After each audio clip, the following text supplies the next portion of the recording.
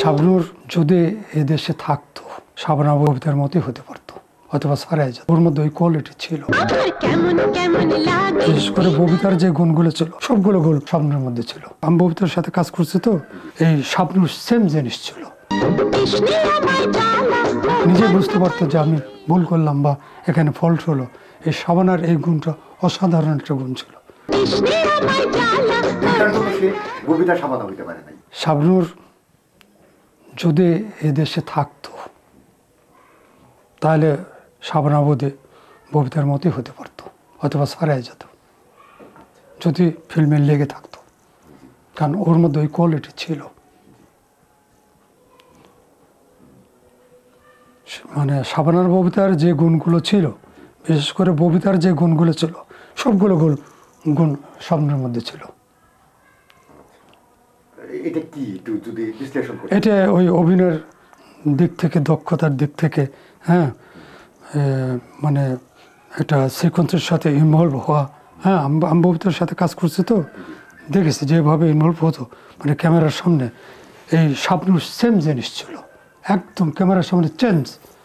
Shabana madam তাই দেখছি আমি।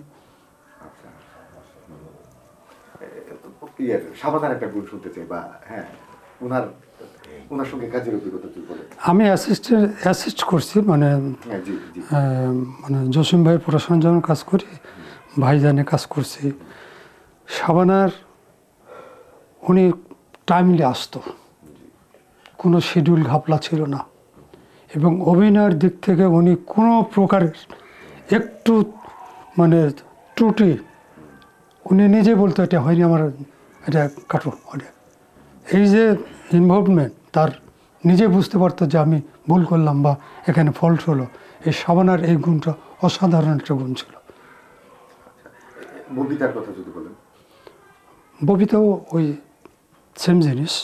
উনি ববিতা মানে ওনারও অনেক অভিনয়ের যে দক্ষতা গুণ, হ্যাঁ, উনিও অনেক সময় আমি দেখছি অ্যাসিস্ট্যান্ট লাইফে উনি গ্লিসারিন ছাড়াই কাঁদছে। জাফর ইকবালের সাথে একটা ছবি করেছিলাম, প্রেমিক। ওই ছবিতে আমি দেখছি ববিতা গ্লিসারিন ছাড়া কাঁদছে। মানে অভিনয়ের যে বিষয় উনি এত ভেতরের থেকে বের করতো ববিতা, হ্যাঁ, মনে হচ্ছে যে এটা অভিনয় নয়, এটা আসলে একটা রিয়েল লাইফের সে কথা বলছে বা রিয়েল লাইফ কাঁদছে। এটা ববিতার কান্না দেখলে এটা আমার কাছে মনে হতো। শিডিউল নিয়ে কোনো ঘাবলা করেনি এবং টাইমলি আসছে। শাবনূর যে লেট করে আসতো, আমার সেটাই কিন্তু শাবনূর লেট করে আসেনি।